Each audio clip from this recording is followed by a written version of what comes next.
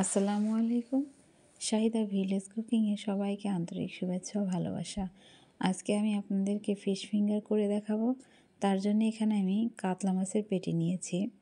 তো মাছটাকে আমি আগে লবণ আর লেবুর রস দিয়ে ভিজিয়ে রাখছি, মেখে রেখেছিলাম আর কি। তারপরে এখন ভালো পানি দিয়ে আবারও পরিষ্কার করে নিলাম। আর এদিকে দেখেন আমি চাল ভেজে নিব। চালটা আমি ভেজে নিচ্ছি। আমার ঘরে যা আছে, ঘরে থাকা উপকরণগুলো দিয়ে আমি আজকে ফিশ ফিঙ্গারটা বানাবো। আর নিয়েছি কিছু মশলা, দারচিনি, এলাচ, জিরা, তেজপাতা, ধনিয়া, সব কিছু একসঙ্গে ভেজে গুঁড়ো করে নিব। আর এদিকে আমি মাছটা লবণ আর হলুদ দিয়ে সিদ্ধ করে নিচ্ছি। মাছটাকে নামিয়ে নিলাম, সিদ্ধ করা হয়ে গেলে এখন আমি কাঁটা ছাড়িয়ে নিব।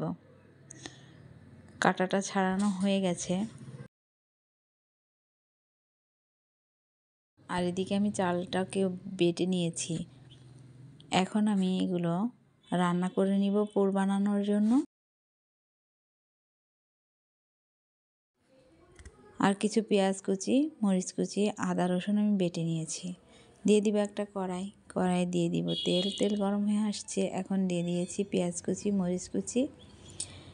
হালকা বাদামি কালার হয়ে আসলে এখানে আমি দিয়ে দিব ধনিয়া, জিরা, যেই মশলাটা আমি করেছিলাম ওই মশলার গুঁড়ো, গরম মশলার গুঁড়ো, আদা রসুনের পেস্ট, সব কিছু দিয়ে দিব।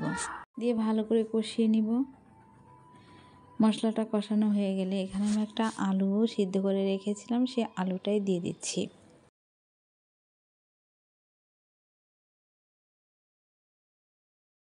আগে একটু চিনিয়ে দিয়ে দিব, এতে করে টেস্টটা ভালো হয়। দিয়ে এখন আমি আলুটা দিয়ে দিচ্ছি।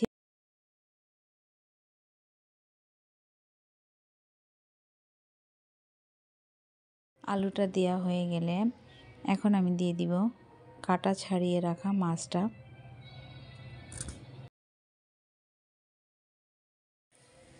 মাছটা দিয়ে এখন ভালো করে রান্না করে নিব। এর মধ্যে আমি কিছু গরম মশলা গুঁড়ো দিয়ে নিয়েছি, নামিয়ে নিলাম। এখন দুটো ডিম নিয়েছি। ডিমটার মধ্যে এখানে আমি দিয়ে দেবো গোলমরিচের গুঁড়ো, দিয়ে ভালো করে ফেটিয়ে নিব। এখন হাত দিয়ে একে একে ফিঙ্গারের আকার শেপ দিয়ে নিব। নিয়ে আমি এখন এটাকে কোট করে নিচ্ছি। একে একে সবগুলো আমি বানিয়ে তারপরে কোট করে নিচ্ছি। ডিমের মধ্যে চুবিয়ে এখন আমি ভেজে রাখা চালের গুঁড়োর মধ্যে দিয়ে দিচ্ছি। আমি এটাকে ডাবল কোট করে নিচ্ছি, এতে করে মুচমুচে হবে আর খেতে ভালো লাগবে। বিস্কুটের গুঁড়া নাই, তাই আমি চালটাই ভেজে নিয়েছি। এটাও কিন্তু অনেক টেস্টি হয় খেতে। সবগুলো আমার মাছের কোট করা হয়ে গেছে, এখন আমি ভেজে নিব।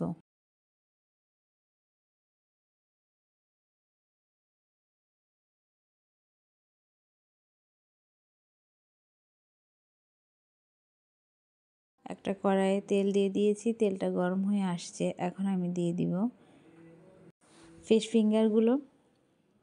একে একে সবগুলো দিয়ে আমি ভেজে নিচ্ছি। আর আপনাদেরকে আমি একটা কথা বলি, সেটা হচ্ছে যে আমার এই ভিডিওগুলো যারা দেখে কমেন্ট করেন তাদেরকে অসংখ্য ধন্যবাদ। আমার খুবই ভালো লাগে যারা আমার পাশে থাকেন, সাপোর্ট করেন। আপনাদেরকে সবাই আল্লাহ ভালো রাখুক, সুস্থ রাখুক, আর আমার পাশে এভাবেই থাকবেন। দেখুন কতটা সুন্দর হয়েছে।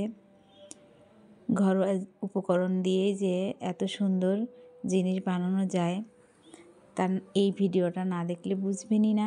খেতেও কিন্তু অসাধারণ হয়েছে। তো আপনারা খুব ভালো থাকবেন, সুস্থ থাকবেন, আর আমাকে বরাবরের মতন এভাবে সাপোর্ট করবেন। আমার জন্য দোয়া করবেন, আমিও আপনাদের জন্য দোয়া করি। আপনারা খুব ভালো থাকেন। ভিডিওটা আজকের মতো এ পর্যন্ত।